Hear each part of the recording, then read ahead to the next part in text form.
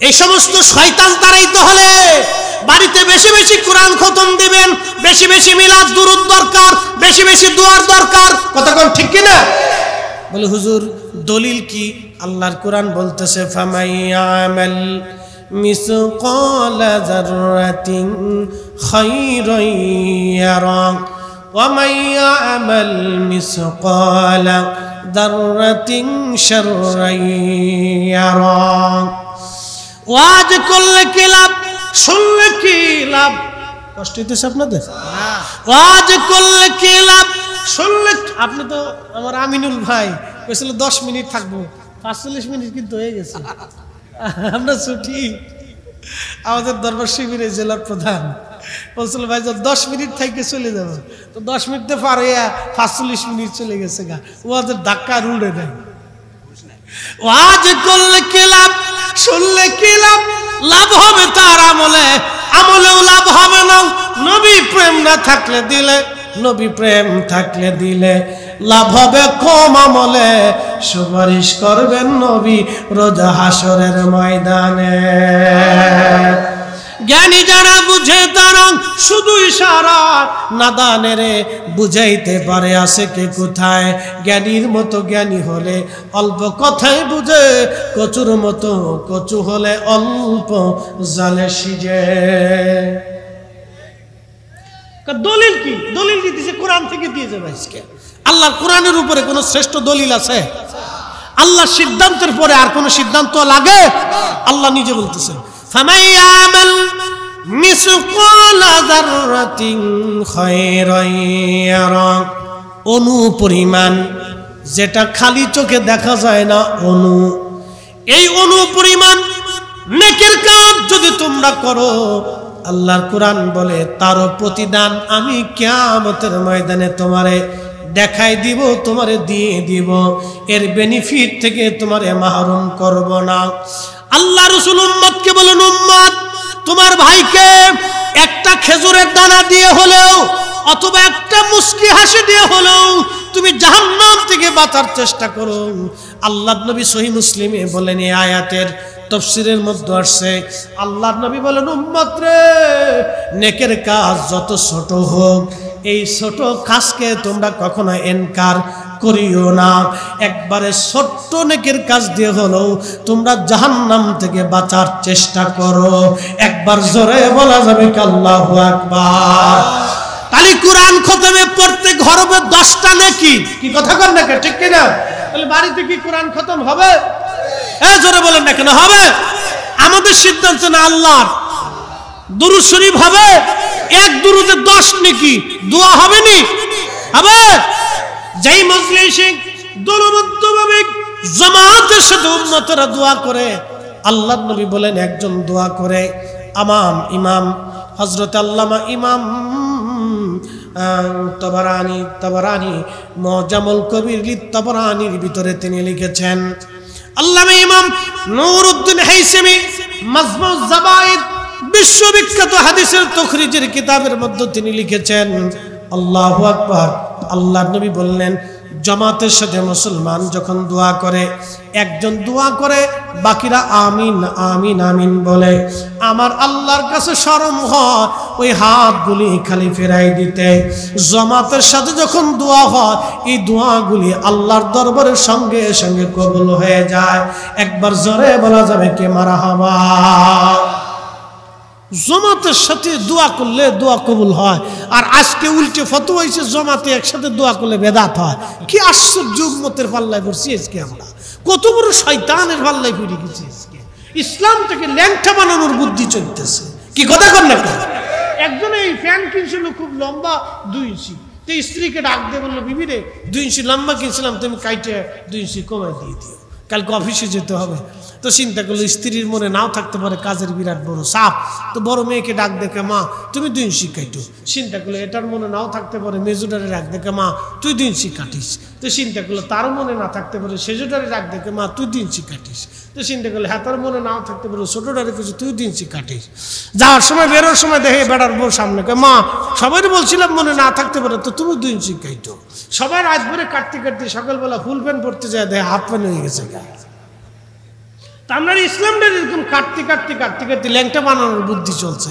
আমরা মদিনার ইসলাম চাই, যে ইসলাম শাহজালাল আমনে মুজাররিদ এনেছিলেন, খাজা আজমিরি রাহিমাহুল্লাহ এনেছিলেন, দাতা গঞ্জে বখশ এনেছিলেন, মুজাদ্দিদ আল ফিসানি সিরহিন্দি ফারুক এনেছিলেন, শেখ আব্দুল হক মুহাদ্দিস দেহলভী এনেছিলেন, শাহ ওয়ালিউল্লাহ মুহাদ্দিস দেহলভী এনেছিলেন, শাহ আব্দুর রহিম মুহাদ্দিস দেহলভী এনেছিলেন, নূর মোহাম্মদ নিজামপুরি এনেছিলেন, ফতেহ আলী রসুলুল্লাহ এনেছিলেন, যে ইসলাম হযরত আবু বকর সিদ্দিক ফুরফুরাবি এনেছিলেন, যে ইসলাম আউলিয়া কিরাম এনেছিলেন, 360 আউলিয়া 12 আউলিয়া খানজাহানি এনেছিলেন। আমরা সেই ইসলাম চাই। কথা বলেন ঠিক না? সে এক একটা নতুন ফতোয়া মেরে দিয়ে একবারে ঝান্ডা উড়িয়ে ফেলতেছে। দলবদ্ধভাবে মুনাজাত কত গুরুত্বপূর্ণ ইবাদত। আপনাদেরকে আরেকটু ছোট করে বলি। আপনাদের ধরেন চেয়ারম্যান সাহেব জনাব সাইদ মেহেদী সাহেব, ওনার কাছে আপনারা একটা বিশেষ প্রয়োজনে গেছে, তো মসজিদের একটা কাজ বাকি, একটা টিউবওয়েল দরকার।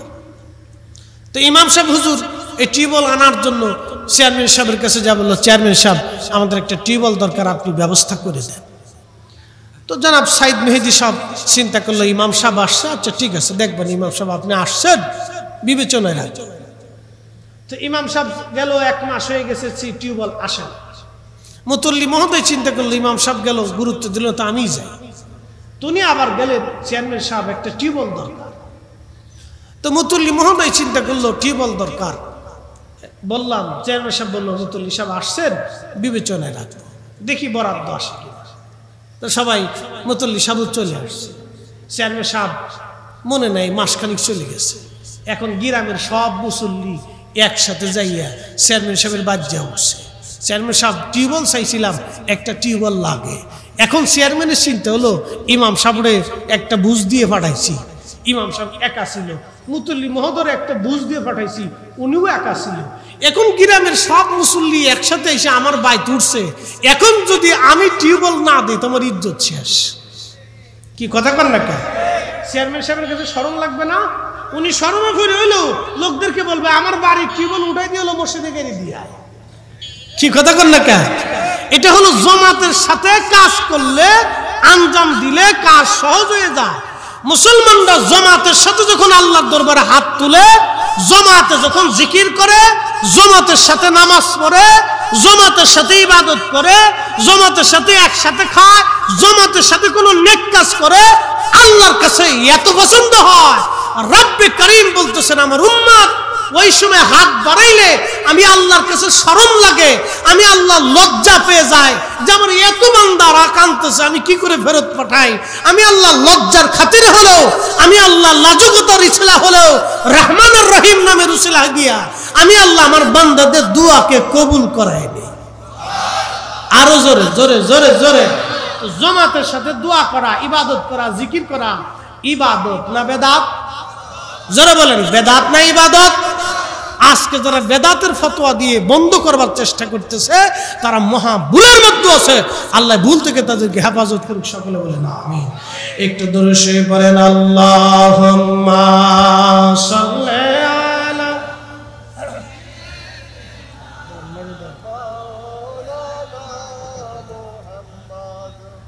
ওয়া আলা আলি সাইয়্যিদিনা।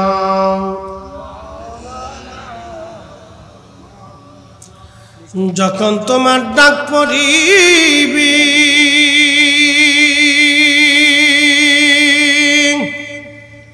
এবারে ঘর সারিতে,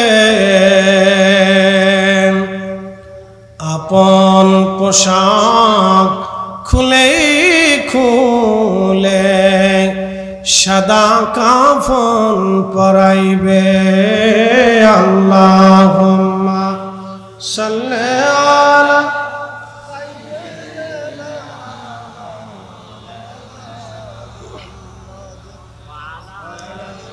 আলি সাইয়্যিদিনা। একটু জিকিরে লা ইলাহা, জোরে লা ইলাহা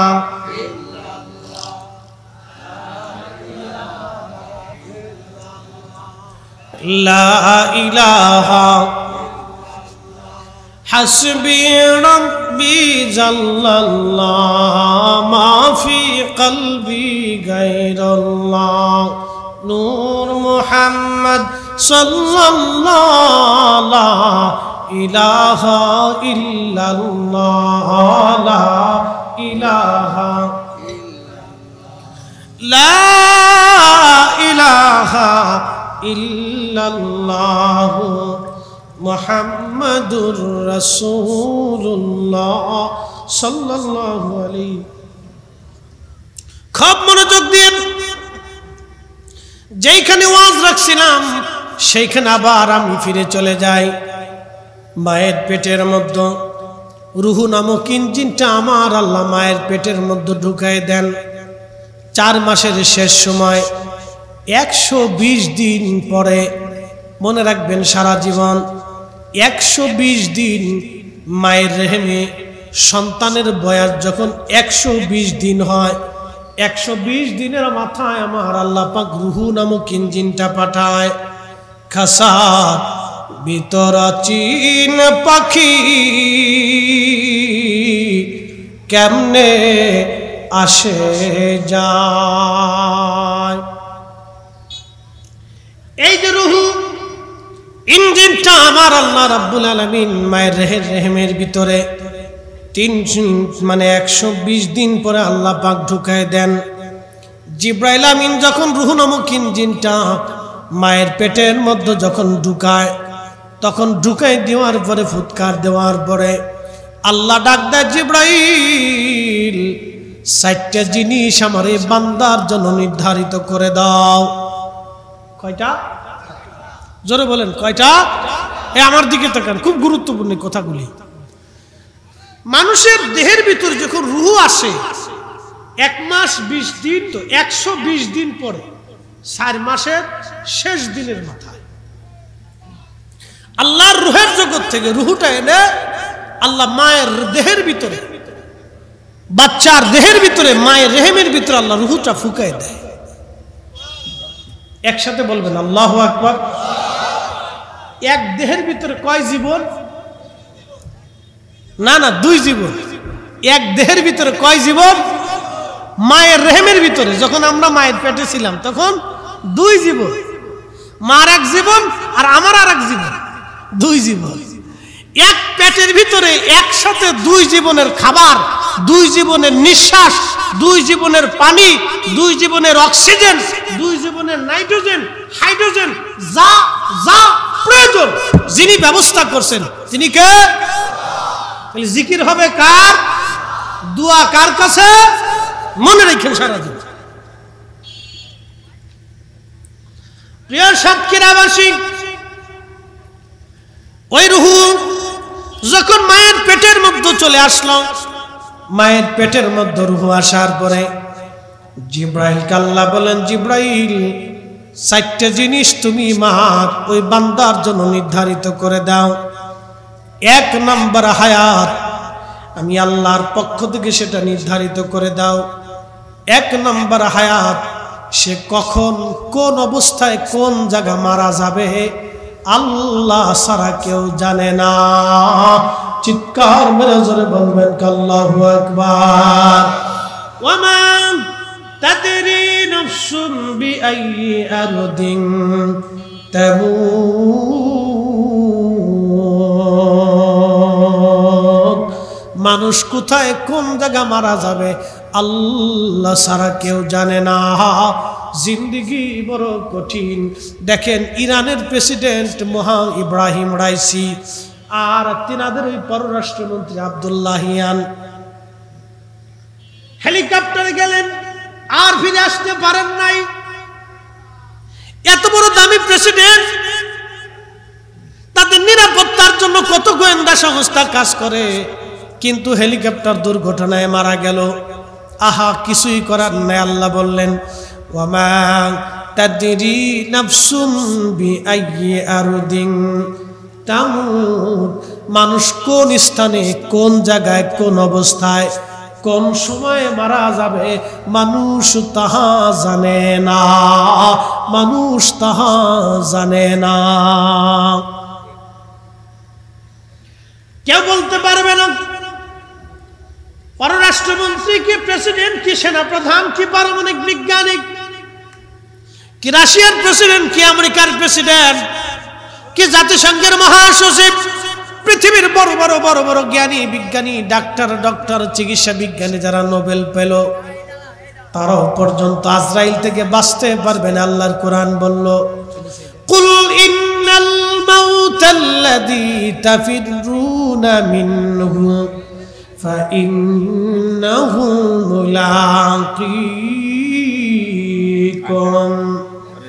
আল্লাহ বলেন হাবিব উম্মতকে জানান, আমার বান্দাদেরকে জানান, আমার বান্দারা যেখানেই থাকুক না কেন, যত দূরে যাক না কেন, যে অবস্থায় থাকুক না কেন, মৃত্যু তার সাথে মোলাকাত করবে। সে মরণ থেকে যতই পালাক, মরণ থেকে পালানো রাস্তা নাই। আমার পীর মুর্শিদ এই জন্য শেষ রাত্রে একটা গজল গাইতেন, জিন্দেগি তোর যাইরে ফাঁকি দিয়া রে সোনার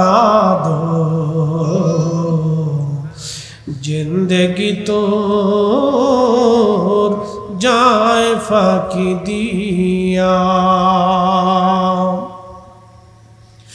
ও আদম রে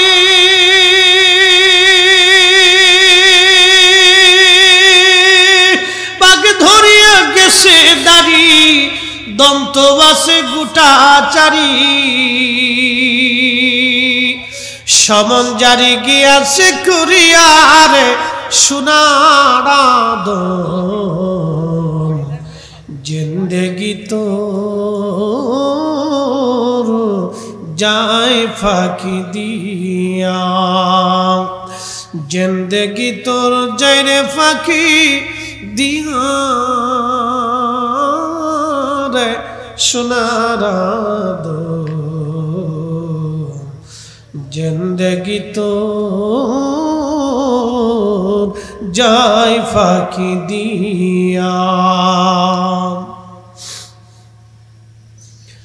আল্লাহ ডাক দে জিবরাইল, এই বান্দার জন্য প্রথম নম্বরে তুমি নির্ধারিত করে দাও সে পৃথিবীতে কত সময় পর্যন্ত দুনিয়াতে বেঁচে থাকবে। হায়াত শেষ হয়ে গেলে 1 সেকেন্ড আগেও না পরেও না, দুনিয়ার থেকে পালিয়ে যাওয়ার আর কোনো রাস্তা নাই।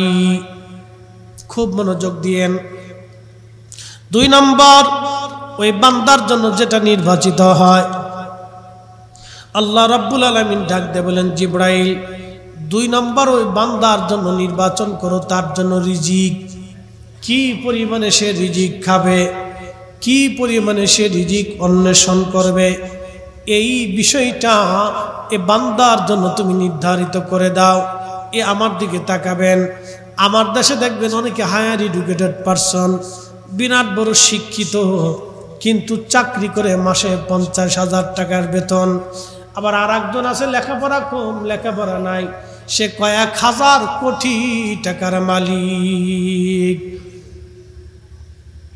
ওই যে আল্লাহ রাব্বুল আলামিন নির্ধারিত করে দেন কি পরিমাণে রিজিক সে ভক্ষণ করবে। আবার অনেকের হাজার হাজার কোটি টাকার মালিক, কিন্তু খাবার বরাদ্দ নাই। হ্যাঁ, কথা কর না কে? সকালবেলা 1 রুটি, দুপুর বেলা আর 1 রুটি, ও রাত্রি বেলা কিছুই না। কপাল মন্দ, চোখ থাকতে অন্ধ, বরাতে খাবার নাই, বরাতে খাবার নাই। কথা কর না কে? বরাতে খাবার নাই, কারণ খাবারের ভিতরে ভেজাল। ও খাইয়ে শেষ করে ফেলছে আগে। গরিব মানুষেরটা নিছে, অমুকেরটা নিছে, তমুকেরটা নিছে, এটারটা নিছে, ভাইয়েরটা নিছে, বোনেরটা নিছে, ভাইস্তেরটা নিছে, এতিমেরটা নিছে, কানারটা নিছে, ল্যাংড়ারটা নিছে, বোবারটা নিছে, শেষ পর্যন্ত নিজের কপালে কিছু নাই, কিছু নাই। কথা কর, বরাতে নাই। হ্যাঁ না, চাচা ঠিকই কইছি। শোনেন, আজকে একটা কথা বলি, যারা মানুষ হত্যা করে তাদের চোখ থেকে আল্লাহ ঘুম কেড়ে নেয়, তারা ঘুমাইতে পারে না।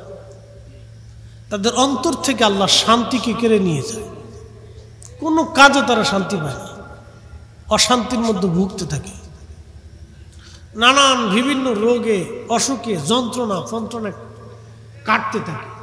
শেষ পর্যন্ত যন্ত্রণা কাটাইতে না পেরিয়ে বোতল সার মুড়ি দেয়। বোতল সারে চিনছেন আপনারা?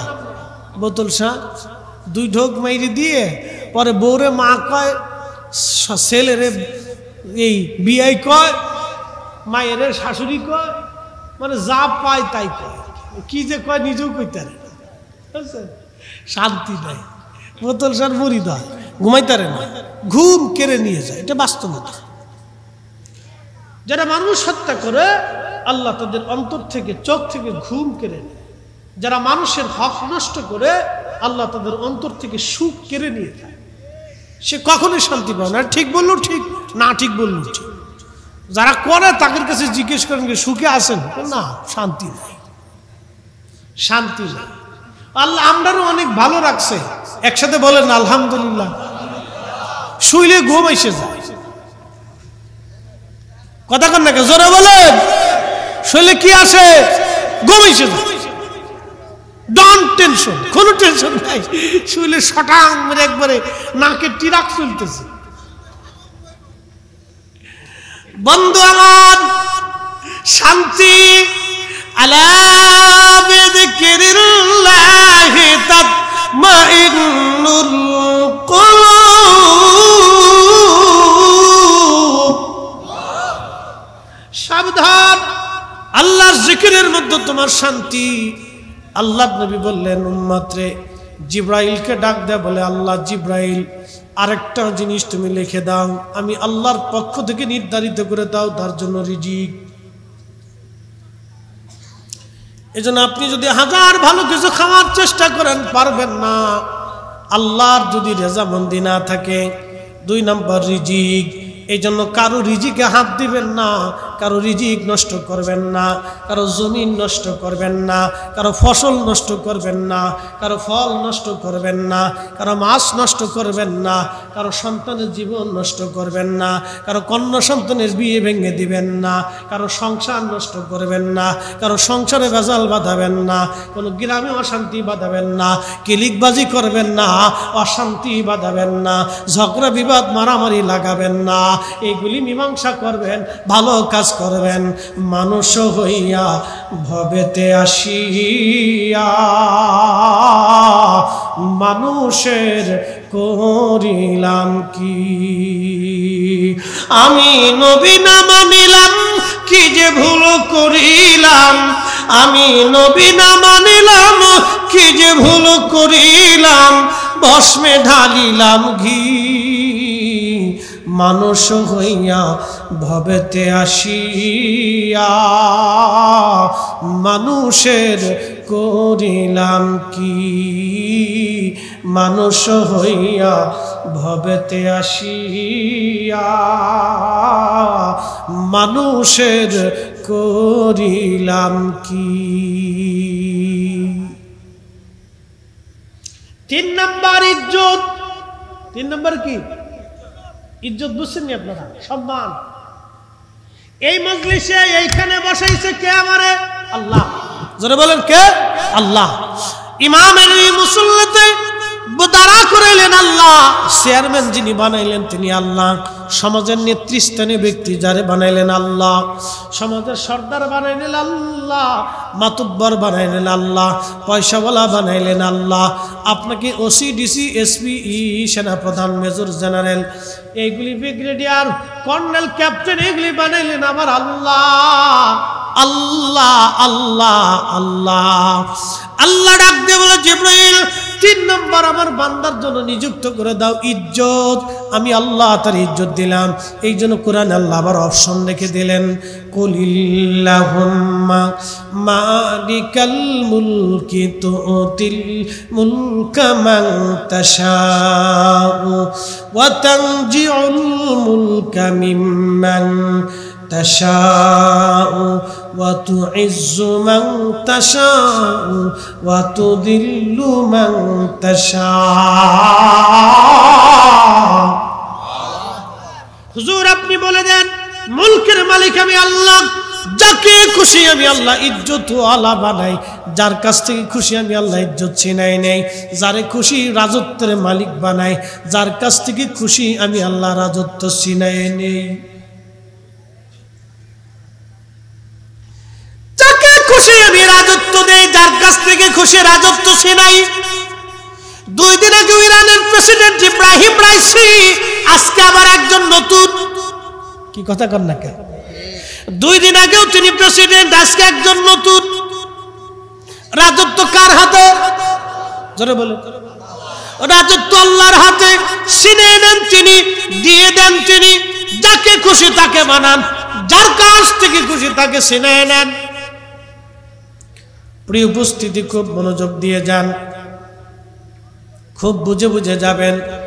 এই জন্য কারো ইজ্জতে হাত দিবেন না, কারো সম্মান নষ্ট করার চেষ্টা করবেন না, কারো নিন্দা মন্দ গীবত তোহমত গাইতে থাকবেন না। এইগুলি থেকে আল্লাহ আমাদেরকে হেফাজত করুক। সকলে আওয়াজ তুলে বলেন আমিন। 4 নম্বর হচ্ছে আমল। 4 নম্বর কি? নেক আমল। আমল আমল আল্লাহ যারে খুশি তারে ওলি বানায়, আবার যারে খুশি তারে আমার আল্লাহ বেঈমান বানায়। আমল জিবরাইল তুমি নির্ধারিত করে দাও এই লোকটা আমল কি হবে। আল্লাহর নবী বললেন, লোকটার আমল দেখবা তোমরা। এমন কিছু মানুষ আছে সারা জীবন লোকটা অন্যায় করেছে, খারাপ কাজ করেছে, নামাজে রোজাই নাই, কিন্তু শেষ জীবনে সে এমন তওবা করলো আল্লাহর ওলি হইয়া তারপরে কবরে চলে যায়। আবার এমন কিছু মানুষ আছে ভালো আমল করছে, ভালো কাজ করছে, শেষ জীবনে সে এমন নিকৃষ্ট কাজ করলো বেঈমান হইয়া কবরে চলে যায়। আমল আমল আমল। হাজরতে আল্লাহর ওলি মালিক ইবনে দিনার আল ইরাকি আল বসরি রাহমাতুল্লাহ আলাইহি বাজান, আল্লাহর ওলিরা দেখেন তাদের জীবনী বলতেছি। হযরত মালিক ইবনে দিনার আল ইরাকি উনি প্রথম জীবনে মদ পাইছিলেন, মদ পান করতেন, খারাপ কাজ করতেন, ট্যাক্স আদায় করতেন। 2 নম্বরই ব্যবসা ছিল তার, 1 নম্বর হালাল কাজ জীবনে করেন নাই। মালিক ইবনে দিনার বলতেছেন, 1 বছর আমি আমার মই কদরের রাত্রিবেলা, আবার কেউ বলছেন বরাতের রাত, যেটাই হোক না কেন কদরের রাত্রিবেলা আল্লাহর বান্দা বসে বসে বসে বসে মদ পান করতেছে। মালিক ইবনে দিনার রাহমাতুল্লাহ আলাইহির ছোট্ট মেয়েটা দৌড়ায় এসে মালিক ইবনে দিনার রাহমাতুল্লাহ আলাইহির সামনে এসে ওই যে মদের গিলাসগুলি ধাক্কায় ধাক্কায় ফেলে দিতে লাগলেন। ছোট্ট মেয়ের আমল দেখে, এই কাজ দেখে মালিক ইবনে দিনার বলতেছেন, আমার কাছে এত ভালো লাগলো, এই কাজটা খুবই ভালো লাগলো, কিন্তু পরের বছরে আমি আবার লাইলাতুল কদরের রাত্রিবেলা মদ পান করি। একটু চিন্তা করেন, কদরের রাত্রিবেলা যেই মুসলমান মদ পান করে এর চাইতে নিকৃষ্ট মুসলমান আর দুনিয়াতে নাই। কি কথা কন না কেন? একবারে নিকৃষ্ট বাজে যে কদরের রাত্রিবেলা মদ খাইতেছে, তো পরের বছরে আবার মদ খাইতেছে, কিন্তু এই বছর উনি মদ পান করা অবস্থা কাঁদতেছিলেন। তো বলতেছেন, আমি কাঁদতে লাগলাম এই জন্য, গত বছর আমার মেয়েটা ছিল, আজকে 1 মাস আগে আমার মেয়েটা দুনিয়ার থেকে কবরে চলে গেছে, আজকে মেয়েটা আমার সামনে নাই। আমি আমার ছোট্ট মেয়েটাকে খুব আদর করতাম, আর আমার মেয়েটাও আমাকে ছাড়া কখনো থাকতো না, ঘুমাইতো না, আমার কোলেই ঘুমাইতো, বাসায় আসলে আমার সাথে সবসময় সময় কাটাইতো, আমার কাঁধে কোলে পিঠে চড়ে ঘুরে বেড়াইতো। মেয়েটা আমার সঙ্গ ছাড়তো না। আজকে মেয়েটা মারা গেছেন, মেয়ের শোকে আমি অস্থির হয়ে গেলাম, মদ পান করে ওই অবস্থায় ওইখানেই আমি ঘুমিয়ে পড়লাম।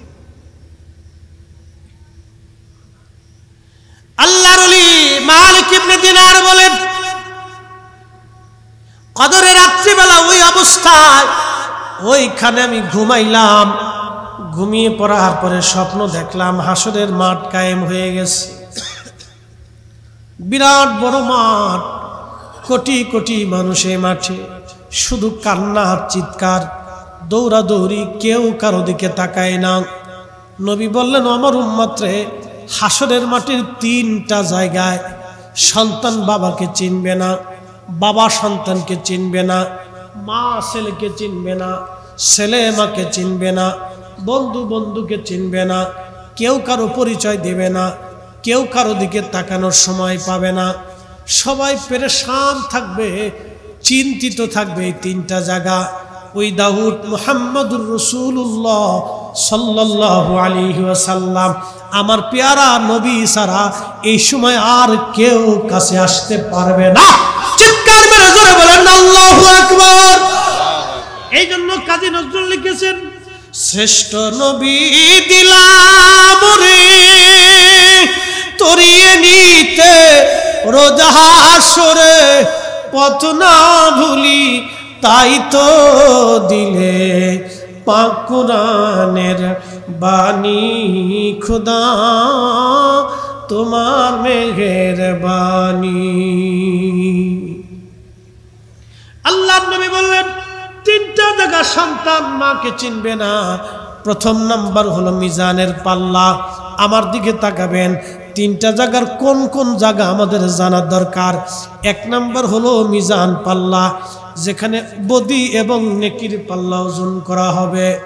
আল্লাহর নবী বললেন, ডাক দিবে আব্দুল করিম, লাব্বাইকি ইয়া রাব্বাল আলামিন, আসো তোমার নেকি এবং গুনার পাল্লা ওজন করা হবে। ঠিক ওই সময় নেকি এবং গুনার পাল্লা ওজন করার সময় আল্লাহু আকবার, প্যারা নবী বলতেছেন, উম্মত রে, ওই সময় ওই লোকটা দুনিয়ার আর কারো কথা মনে রাখবে না। ওই সময় যারা ওই অবস্থার জন্য দাঁড়ায় থাকবে তাদেরও দুনিয়ার কারো কথা মনে থাকবে না, কেউ কারো দিকে তাকাইবে না। সবার একটাই চিন্তা, আজকে কি নেকির পাল্লা ভারী হবে না গুনার পাল্লা ভারী হবে? আজকে কি নেকির পাল্লা ভারী হবে নাকি গুনার পাল্লা ভারী হবে? এই জন্য আল্লাহর নবী বলেন, উম্মত, একটা খেজুর দিয়ে হলো তোমার ভাইকে খাওয়াইয়া হলো জাহান্নাম থেকে বাঁচার চেষ্টা করো। মুস্কি হাসি দিয়ে হলো তোমার ভাইয়ের সাথে কথা বলে জাহান্নাম থেকে বাঁচা। মুস্কি হাসি দিয়ে হলো তোমার ভাইয়ের সাথে মুস্কি হাসি দিয়ে কথা বলে হলো জাহান্নাম থেকে বাঁচার চেষ্টা করো। আল্লাহর নবী বলেন, উম্মত রে, এই জায়গা সন্তান মাকে ভুলে যাবে, মা সন্তান ভুলে যাবে, বন্ধু বন্ধুর কথা মনে থাকবে না, প্রতিবেশী প্রতিবেশীর কথা মনে থাকবে না, বড় কঠিন পরিস্থিতির শিকার হয়ে যাবে। আপনাদেরকে আর একটু বোঝাই দিয়ে যায়, আপনি সুদের কারবারি করলেন, ঘুষের কারবারি করলেন, করার পরে 50-100 কোটি টাকার মালিক হলেন। মালিক হয়ে যাওয়ার পরে আপনি আপনার স্ত্রীর জন্য সুন্দর একটা মনোরম বাড়ি বানাই দিলেন। ওই বাড়িতে আপনি থাকেন, কিছুদিন পরে ডাক দেয়া বলেন, বিবি রে, আমি তোমার জন্য একটা সুন্দর বাড়ি বানাইলাম, তোমার সুখের জন্য আমি সুন্দর করে এই সুদের কারবারি করলাম, ঘুষের কারবারি করিয়া আজকে কোটি কোটি টাকার মালিক হইয়া আঙ্গুল ফুলে কলা গাছ হইলাম। স্ত্রীরে আমার মন চায় আমি আরেকটা স্ত্রী গ্রহণ করব, আমি আরেকটা বিয়ে করবার চাই, সুন্দরী একটা বেডি আমার পছন্দ হয়েছে। আপনার প্রথম বউ মনে হয় মাইনে নেবে?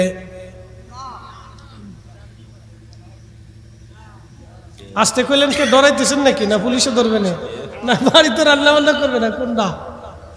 আপনার স্ত্রী মানবে? আসতে কোন কে জোরে বলেন, মানবে? তো দুনিয়াতে যদি আপনার স্ত্রী আর এক স্ত্রী গ্রহণ করতে না দেয়, যে স্ত্রীর জন্য সুদ খাইছেন, ঘুষ খাইছেন, কিয়ামতের ময়দানে ওইটা খুঁজে পাবেন কেমনে? বুঝে তারপরে কবরে যায়, বুঝে তারপরে কবরে যাবে। আপনি আরেকটু বলি, ডোন্ট মাইন্ড, যুবকরা তোমরা মনে কিছু নিও না, আমি বাস্তবতা থেকে বলতেছি। একজন বাবার বয়স যদি 55 বছর হয়, 55, তার ছেলের বয়স 25 অথবা 27, ওই 55 বছর বয়সে তার স্ত্রী মারা গেছেন, এখন এই লোকের তো একজন স্ত্রীর দরকার, তার কাপড় গুছানো, তার খাবার দাবার, তার কাপড় চোপড় ধোয়া, তার বাড়িঘর একটু পরিষ্কার পরিচ্ছন্ন রাখা, তার খাবার দাবার একটু আগায় দেওয়া, একসাথে বসে গল্প গুজব করা, বৃদ্ধকালে একটু সময় কাটানোর জন্য তার একজন স্ত্রীর প্রয়োজন। ডোন্ট মাইন্ড, মনে কিছু নিয়েন না। আল্লাহ রসুল উম্মতকে বলছেন, উম্মত তোমার মা যদি মারা, তোমার বাবা যদি মারা যায়, তোমার মায়ের যদি আরেকজন বিবাহের প্রয়োজন হয় তো তুমি নিজে তোমার মাকে বিবাহ করাই দাও। এটা রাসূলুল্লাহর সুন্নাত ছিল, আল্লাহ রসুলের সুন্নাত ছিল। তোমার বাবা যদি বৃদ্ধ হয়, তোমার মা যদি মারা যায়, তোমার বাবার যদি আরেকজন স্ত্রীর প্রয়োজন অনুভব হয়, তাহলে তুমি নিজে হাতে তোমার বাবাকে বিয়ে পড়াই দাও।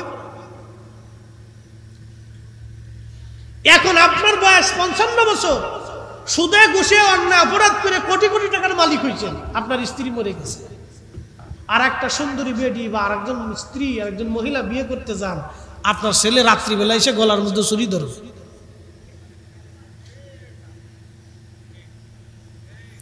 ঠিক আসতে গেল ঠিক, জোরে গেল ঠিক, করে দেখেন গে। হ্যাঁ, ডাইরেক্ট অ্যাকশন, আমি বাকি ঝুঁকি করতেছি না, যা করে দেখেন কেন। যদি ছেলে গলার মধ্যে ছুরি না ধরছে রাত্রিবেলা, তো হাতে ছুরি পড়বো গরিব হাত দিয়ে। হ্যাঁ, যেই সন্তানের জন্য আপনি এত জীবন পরিশ্রম করেছেন, ও আপনার 5 বছরে সুখ মানবে না। অতএব আল্লাহর কোরআন মেনে যান। আল্লাহর কোরআন বলছে সন্তানের জন্য আর সম্পদের মোহে তুমি অন্যায় করিও না, তুমি আল্লাহর জিকির থেকে দূরে সরে যাইও না।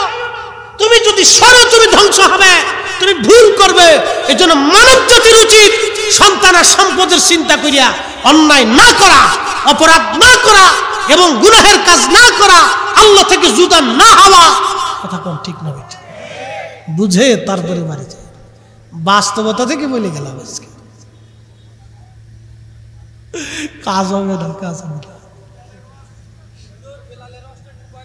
আরে হয়েছে, এক মাস থেকে আরেক মাসে যাওয়া যায় না। প্রিয় উপস্থিতি,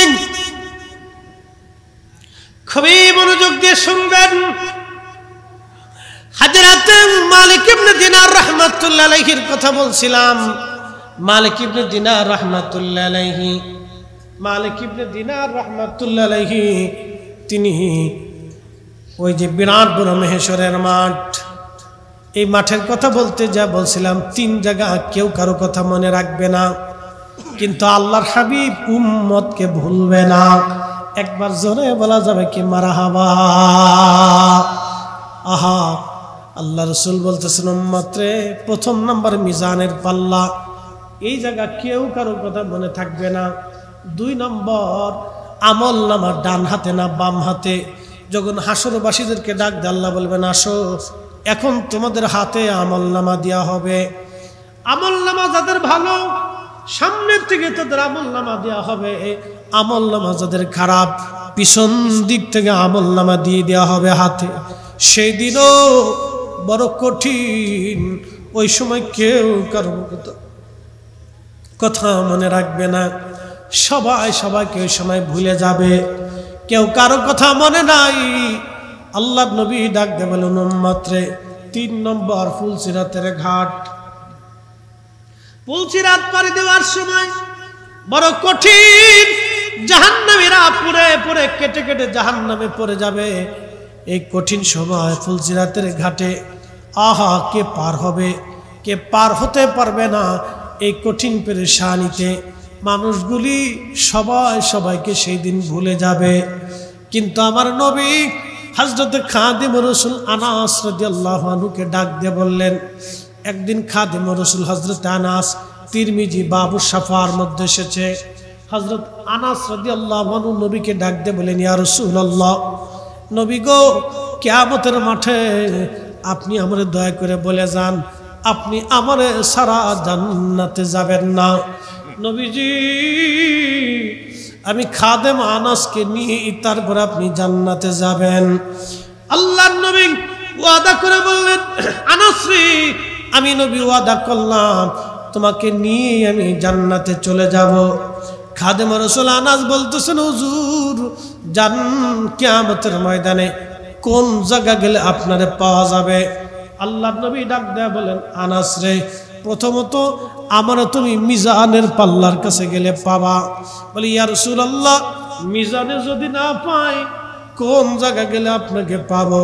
বলে আনাস রে, আমার তুমি হাউজে কাউসারের কাছে গেলে পাবা। বলে হুজুর, হাউজে যদি না পাই কোন জায়গায় গেলে পাবো? আনাস রে, আমার তুমি ফুলসিরাতের ঘাটে গেলে পাবা। বলে হুজুর, ফুলসিরাতে যদি না পাই কোন জায়গা গেলে পাবো? আল্লাহ নবী ডাক দেয় বলে আনাস রে, আমারে তুমি এই তিনটা জায়গা কিয়ামতের ময়দানে অবশ্যই পাবা। আমার একটা উম্মত যাতে জাহান্নামে না যায়, আমি নবী তিনটা জায়গা সবসময় দৌড়াদৌড়ি করতে থাকবো। একবার জোরে বলা যাবে কি আল্লাহু আকবার? তাহলে বলেন নবীর দুরূদ। আল্লাহ নবী ডাক দিয়ে বলেন, উম্মত দুনিয়াতে যে উম্মত আমি নবীর উপরে বেশি বেশি করে দুরূদ শরীফ পড়ে, কিয়ামতের ময়দানে ওই উম্মত আমি নবীর কাছাকাছি থাকবে, আমি নবীর পাশাপাশি থাকবে, আমি নবীর নৈকট্য সে হাসিল করবে যারা দুনিয়াতে বেশি বেশি করে দুরূদ শরীফ পড়ে।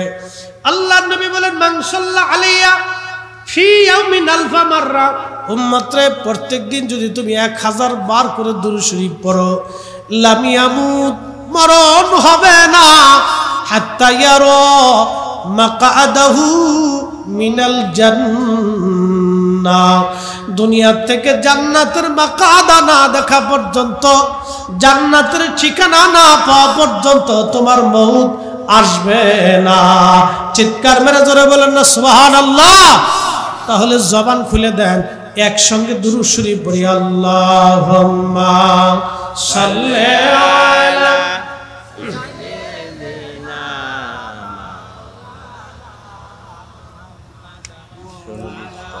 আলা আলি সাইয়্যিদিনা।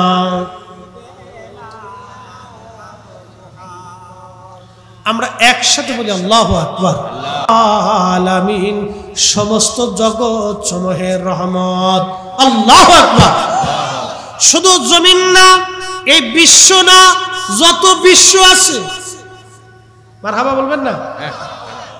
শুধু এই বিশ্ব না, যত বিশ্ব আছে, শুধু এই পৃথিবী না, যত জগৎ আছে, শুধু এই জড় জগৎ না, রুহের জগৎ, নূরের জগৎ, রেহেমের জগৎ, বারজাখের জগৎ, কিয়ামতের জগৎ, জান্নাতের জগৎ, ফুলসিরাতের জগৎ, যত জগৎ আছে আল্লাহর, সব জগতের রব হলো আল্লাহ।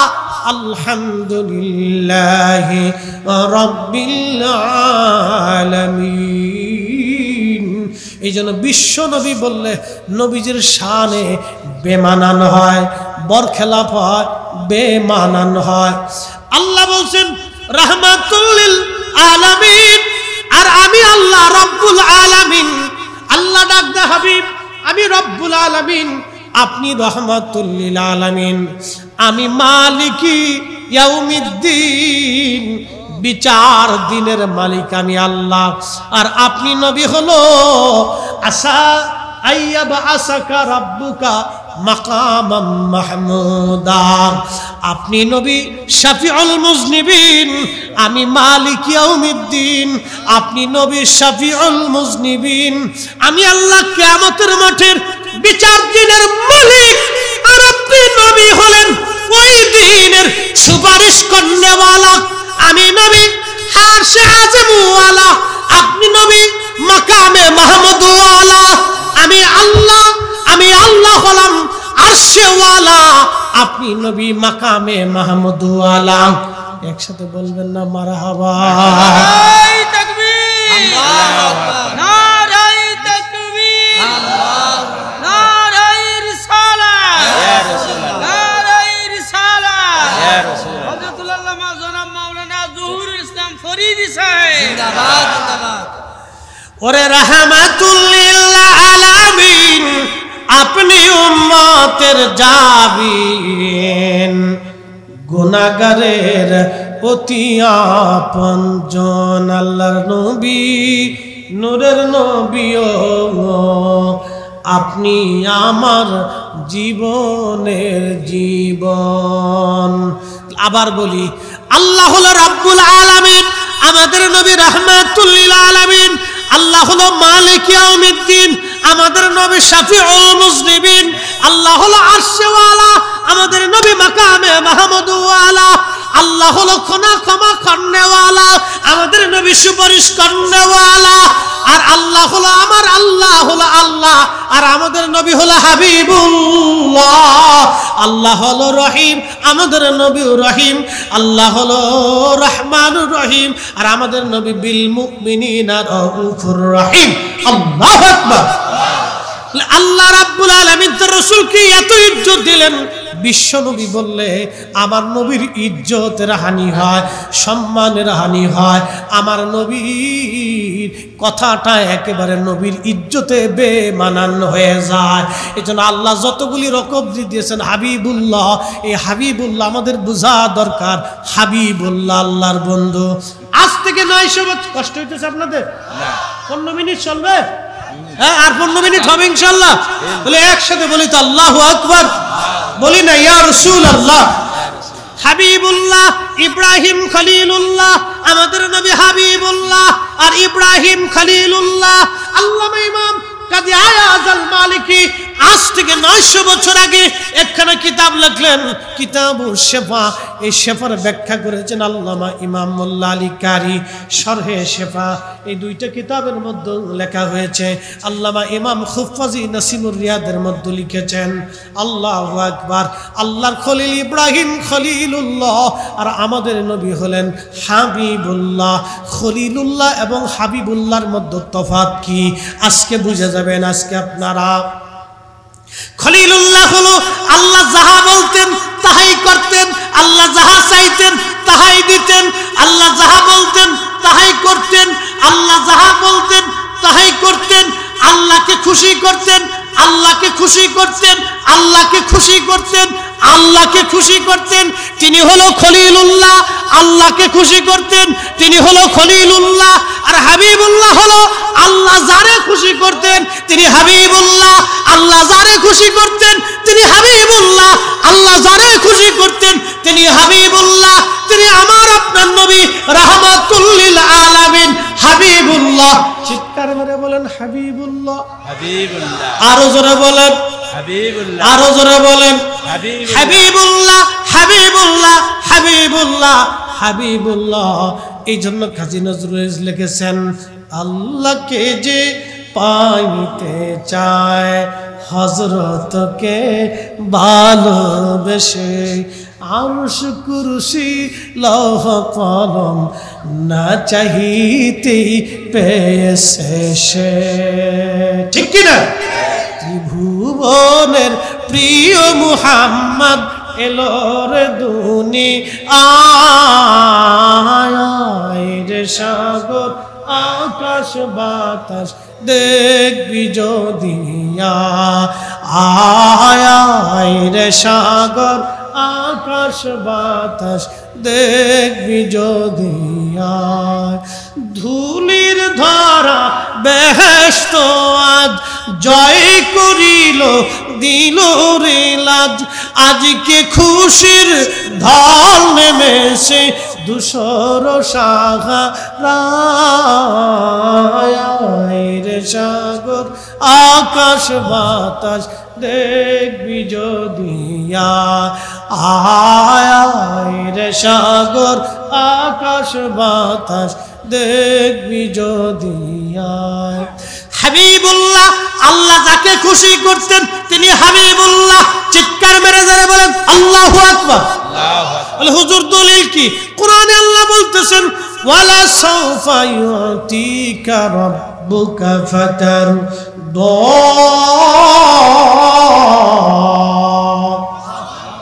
আল্লাহ ডাক দেখে, হাবিব আমি অচিরে আপনাকে খুশি করব, সন্তুষ্ট করব, রাজি করব। বন্ধু চিন্তার কারণ নাই, নবী চিন্তায় পেরেশান। আল্লাহর নবীজি চিন্তায় পেরেশান, আমার উম্মতের হায়াত কম, নেকি হবে কম, জান্নাতে যাবে সবার, আমার উম্মতের হায়াত কম, নেকি কম, আমার উম্মত কি করে জান্নাতে সবার আগে যাবে। ঠিক তখনই আল্লাহ সূরা কদর নাজিল করে বলেন, ইন্না আনজালনাহু ফি লাইলাতিল লাইলাতুল কদরি ওয়া মা আদরাকা মা লাইলাতুল কদর লাইলাতুল কদরি খায়রুম মিন আলফি শাহর। নবী আপনি চিন্তা করবেন না, আপনার উম্মতের জন্য এমন একটা রাত্র দিয়ে দিলাম লাইলাতুল কদর, এক রাত্রি ইবাদত করলে 1000 মাসের চাইতেও দামি হবে। সুবহানাল্লাহ বলা যায়। এটা কি আমাদের গুণে না নবীর গুণে? নবীর গুণে। ওয়ালা সাউফা ইউতিকা রাব্বুকা ফাতারদা, খুশি করব। সাহাবীরা বলল হুজুর কখন খুশি করবে? নবীজি ডাকতে বলেন কিয়ামতের ময়দানে আমি যা চাইবো আল্লাহ তাই দিবে। না না হয় না, আরো জোরে। কার পূর্ণ হয়ে যায় আরো জোরে বলে আল্লাহু আকবার। আরো জোরে, আরো জোরে আল্লাহু আকবার। আমি নবী যা চাইবো আল্লাহ তাই দিবে। বলে হুজুর কি চাবেন? বলে আমার একটা উম্মত জাহান্নামে থাকতে আমি নবী খুশি হব না, আমি রাজি হব না। আর আল্লাহ ওয়াদা করছে আমারে খুশি করবে। আমার একটা উম্মত জাহান্নামে থাকা অবস্থায় আমি নবী রাজি হব না। আমার উম্মত জান্নাতে নিয়ে তারপরে আমি নবী খুশি হব। চিৎকার মেরে জোরে বলেন ইয়া রাসূলুল্লাহ। চিৎকার মেরে বলেন আল্লাহু আকবার। ওই নবীর দুরূদ ঘরে ঘরে চালু করতে চাই কি চাই না? বড় দোয়া দুরূদ মিলাদ চলবে কি চলবে না? ঘরে ঘরে চলবে। হাত উঁচু করে বলেন রাজি আছি না নাই? নারায়ে তাকবীর, নারায়ে তাকবীর, নারায়ে রিসালাত, নারায়ে রিসালাত, নারায়ে গাউসিয়া। আল্লাহ। আল্লামা জনাব মাওলানা জহুর ইসলাম ফরিদি সাহেব জিন্দাবাদ। হক কোরআন পড়ো, হাদিসে পড়ো, ফুটাও সুন্নিয়ত, ভালোবাসো আল্লাহ রসুল আহলে বায়াত, ভালোবাসো আল্লাহ রসুল আহলে বায়াত। কোরআন পড়ো, হাদিসে পড়ো, ফুটাও সুন্নিয়ত, ভালোবাসো আল্লাহ রসুল আহলে বায়াত, ভালোবাসো আল্লাহ রসুল আহলে বায়াত। সেই পথে চলো আশিক তোমরা, যে পথে চলেছে সাহাবারা, সেই পথে চলো আশিক তোমরা, যে পথে চলেছে সাহাবারা। ধন্য হবে মানব জীবন, ধন্য হবে মানব জীবন, পাবে নবীর শাফায়াত। ভালোবাসো আল্লাহ রসুল আহলে বায়াত, ভালোবাসো আল্লাহ রসুল আহলে বায়াত। কোরআন পড়ো, হাদিসে পড়ো, ফুটাও সুন্নিয়ত, ভালোবাসো আল্লাহ রসুল আহলে বায়াত, ভালোবাসো আল্লাহ রসুল আহলে বায়াত। আল্লাহুম্মা সাল্লি আলা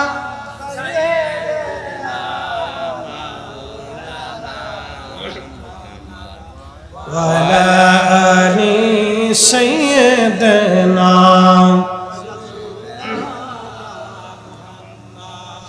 বন্ধুগণ আমার, এজন্য বিশ্ব নবী রসুলের শানে শব্দটা বেমানান। এই ব্যবহারটা কেন করার দরকার? আল্লাহ নিজে লকব দিলেন রহমাতুল লিল আলামিন, ইয়াসিন, তোহা। এরকম আল্লাহ নবীর 500 লকব আছে, 500 লকব আছে আমার নবীর। আল্লামা শেখ আব্দুল হক মুহাদ্দিস দেহলভী মাদারিজুন নবুওয়াতের মধ্যে তিনি লেখেন আমার আল্লাহর নবীর 500টা লকব আছে। এত সুন্দর সুন্দর লকব বাদ দিয়া খালি বিশ্ব নবীকে চিল্লানোর দরকারটা কি? হ্যাঁ, এটা দরকার নেই তো। কত সুন্দর সুন্দর লকব আল্লাহ নিজে দিয়ে দিছে, আপনি সেই লকবে ডাকেন না। প্রিয় রাসূল কারীমের অনেক শানওয়ালা শব্দ আল্লাহর কোরআনে আছে, হাদিসে আছে, এগুলিতে ডাকেন। এগুলো আবি চাবি বলার তো দরকার নাই। আল্লাহ রসুল আল্লাহর হাবিবের অনেক শান, অনেক চমৎকার চমৎকার সম্মান সূচক শব্দ আছে, আপনি এগুলি বলেন। শোনেন, রসুলের উম্মতের ইজ্জত বাড়ে নবীর কারণে। আমাদের কারণে কিন্তু রসুলের দাম বাড়ে না, নবীর কারণে আমাদের দাম বাড়ছে। কথা কন না, ঠিক কিনা? আরবিতে একটা প্রবাদ আছে, সরফুল মাকিনা অসরফুল মাকান, সরফুল মাকানে অসরফুল মাকিন। কিছু জায়গার কারণে মানুষের দাম বাড়ে, কিছু মানুষের কারণে জায়গার দাম বাড়ে। তো মদিনাতে নবীজি যাওয়ার কারণে কিন্তু মদিনার দাম বাড়ছে, নবীর কারণে মদিনার দাম বাড়ছে, মদিনার কারণে নবীর দাম বাড়ে নাই। কথা ঠিক কিনা? কাবার কারণে কাবাবাসীর দাম বাড়ছে, আবার ওই শহরে আমার নবী জন্মগ্রহণ করার কারণে কাবার দাম বাড়ছে। লা উকসিমু বিহাযাল বালাদি ওয়া আনতা হিল্লুম বিহাযাল বালাদ। আরেকটু জোরে বলবেন আল্লাহু আকবার। জুর, শহরের কসম করি, কারণ আপনি শহরে জন্মগ্রহণ করেছেন, এই জন্যই শহরের কসম করি। কি বুঝলেন আপনি? আমার নবীজিকে মোহাব্বত করার কারণে একটা উট জান্নাতে চলে যাবে। উটের নাম কাসওয়া। উটের কিন্তু কোনো শরীয়ত নাই, তার কোনো কিন্তু শরীয়ত নাই।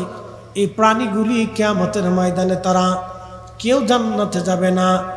এই উটটা জান্নাতে যাবে 10টা প্রাণী বস্তু, তার ভিতরে একটা হলো উট। আমার নবীজির পিঠে করে যে উট বহন করেছিল নাম কাসওয়া, এই কাসওয়া জান্নাতে চলে যাবে। আর একটা বস্তুর নাম হলো উস্তুনে হান্নানা, যেই লাঠির সঙ্গে হালান দিয়ে নবী খুতবা দিতেন, এই লাঠিটাকে কিয়ামতের ময়দানে নবীজির সঙ্গে করে জান্নাতে চলে যাবে। অতএব আল্লাহ রসুলের চুল মুবারককেও যদি আপনি অবহেলা করেন, তার মানে আপনার জাহান্নামে চলে যাওয়া এতটুকুনি যথেষ্ট, ঠিক কিনা? আরেকটু বল, এক সাহাবী, সহিহ মুসলিমের ভিতরে হাদিসটা আসছে, ওই ইয়ামান থেকে সবুজ চাদর আছে। আল্লাহর হাবিবের সবুজ চাদর খুব পছন্দের চাদর ছিল। শোনেন, জান্নাতের পোশাক কিন্তু সবুজ। মারহাবা বলবেন না? জান্নাতের পোশাক কি? সবুজ। সবুজ হবে জান্নাতের পোশাক, সবুজ। আল্লাহ রসুলের পছন্দের চাদর ছিল সবুজ। যদি বিভিন্ন পোশাক আল্লাহর হাবিব পরছেন উম্মতের সুবিধার জন্য, এই জন্য নবীজির পাগড়ি মোবারক ছিল সবুজ, কালো ছিল, সাদাও ছিল, সবুজ পাগড়ি ছিল। তো প্রিয় রাসূল করিম এই সবুজ একটা ইয়ামানি নকশা করা চাদর এক সাহাবী নিয়ে আসছে। এসে আল্লাহর হাবিবকে হাদিয়া দিয়ে বললেন, ইয়া রাসূলুল্লাহ, আমি শুধু ইয়ামান থেকে আপনার জন্য চাদর মোবারক আনছি, মিসকিনের চাদর আপনি দয়া করে কবুল করে নেন। তো আল্লাহর হাবিব ওই চাদর মোবারক নিলেন, নিয়ে গায়ে লাগলেন। আর এক সাহাবী এসে বলতেছি, ইয়া রাসূলুল্লাহ, আমি খুব গরিব মানুষ, মেহেরবানি করে ওই চাদর মোবারক আপনি আমরা দান করে দেন। আল্লাহ রসুলের আদত ছিল, কেউ কিছু এসে দান চাইলে নবীজি ফিরাইতেন। গায়ের চাদর খুলে আল্লাহর নবী চাদর দিয়ে দিলেন। সুবহানাল্লাহ বলবেন না? আচ্ছা, তো অন্য অন্য সাহাবী যারা ছিল এরা খুব রাগ হয়ে গেছে, বলতেছে, করলা কি তুমি, করছো কি? আমরা রসুল করিমের জন্য চাদর আনছি শুধু ইয়ামান থেকে, তুমি জানো যে নবীজির চাদরের খুব প্রয়োজন। এই চাদর তুমি চাইলে, তুমি জানো যে চাইলে নবীজি চাদর দিয়ে দিবে, এই চাদর তুমি সে কেন নিলা, নবীকে কষ্ট কেন দিলা? তো অন্যান্য সাহাবীরা খুব রেগে গেছে, তার উপর ক্ষিপ্ত হয়ে গেছে। তো ওই সাহাবী ডরাইয়া কান্নাকাটি শুরু করে দিয়ে আল্লাহ রসুলের কদম মোবারক এসে বলতেছি, ইয়া রাসূলুল্লাহ, আমি আপনার চাদর মোবারক নিছি নবীকে কষ্ট দেওয়ার জন্য না, আর এই চাদরটা আমি ব্যবহার করার জন্য নেই নেই।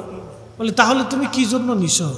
বলি, ইয়া রাসূলুল্লাহ, আমার মনের বড় আশা, আমার কাফনের সময় যেই চাদর আমার নবীজির গায়ে লাগছে, ওই চাদর মোবারকটা যেন আমার কাফনের কাপড় বানানো হয়।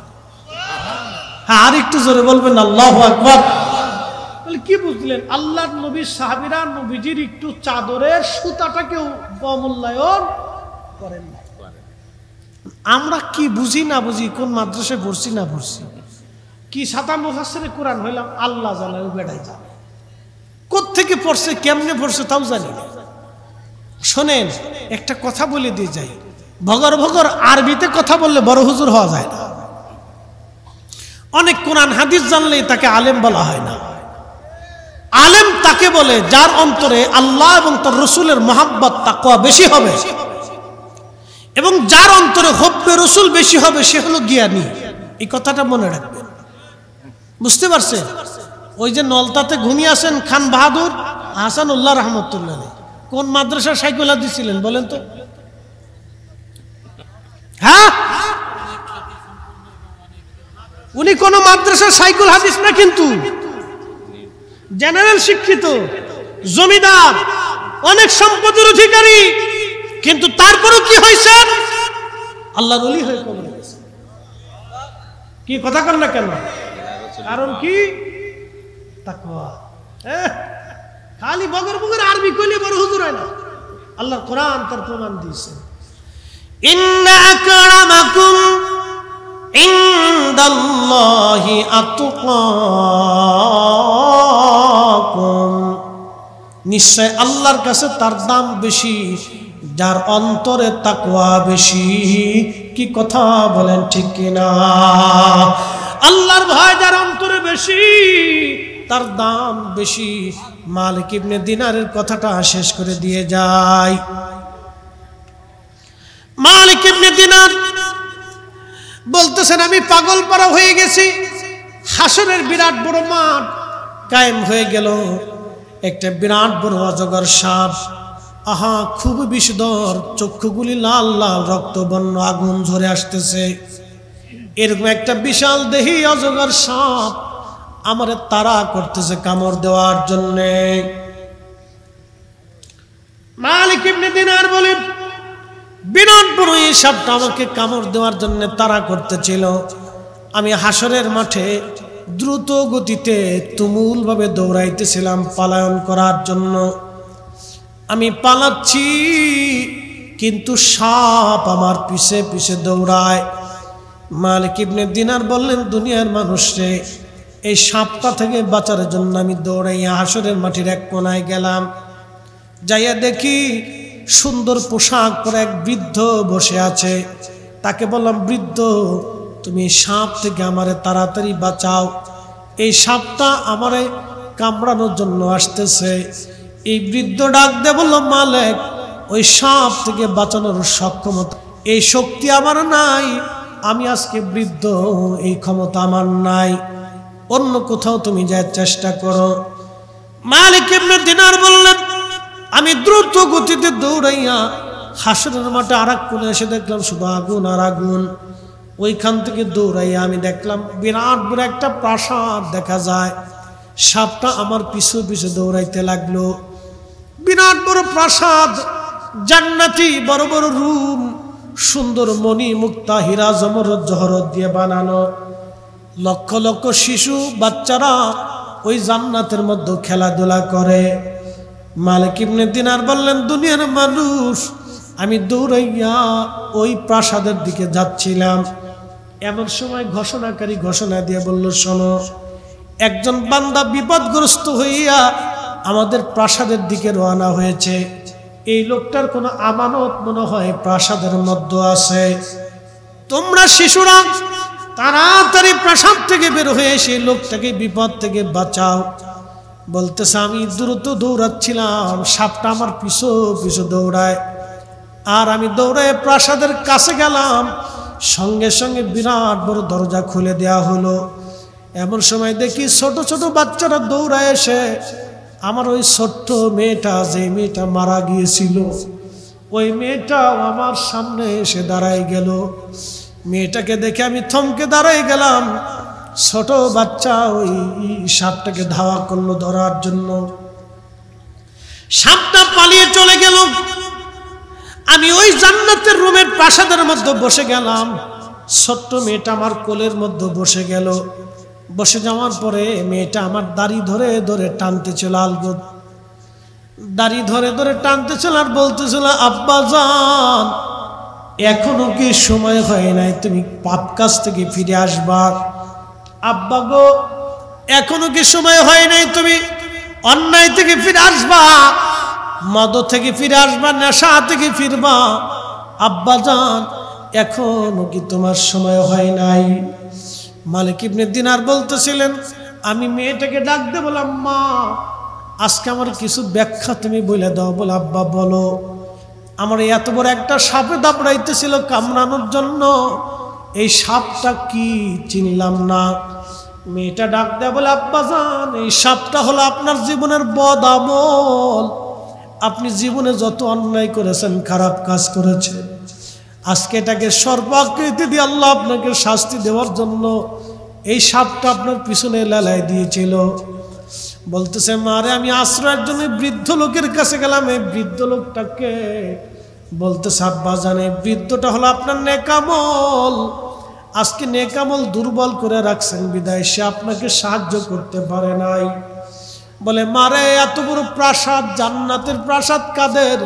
বলে, আব্বাজান এটা আমরা ছোট ছোট বাচ্চারা যারা মায়ের কোল খালি করে আল্লাহর ডাকে সাড়া দিয়ে পরপরে চলে যায় নিষ্পাপ, এদেরকে আল্লাহ এরকম জান্নাতের অট্টালিকা প্রাসাদের মধ্যে তাদেরকে আল্লাহ লালন পালন করে।